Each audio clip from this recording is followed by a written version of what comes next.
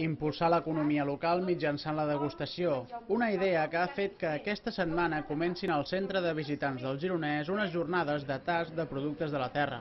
Es tracta d'una molt bona oportunitat que s'ofereix als qui vulguin assistir-hi per entendre la importància de confiar en la cuina del territori on se'ns dona un grapat d'idees per comprar i cuinar amb productes del Gironès. Tant el menjar com el beure són protagonistes a aquestes jornades on cada sessió serà presentada pel seu productor.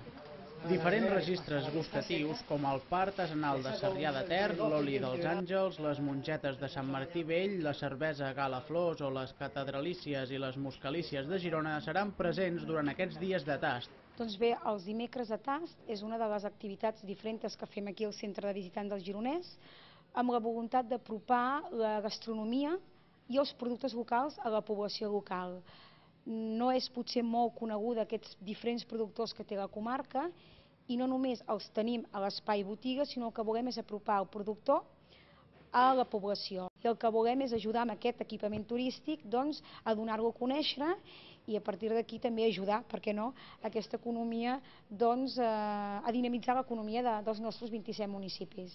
És veritat que la millor forma de vendre un producte és deixant que els possibles compradors gaudeixin primer del seu gust per tal de convèncer i així difondre-ho. Tots els dimecres fins al 29 de febrer s'acolliran a l'espai botiga del Centre de Visitants del Gironès aquestes jornades de tast gratuït de productes de la nostra comarca.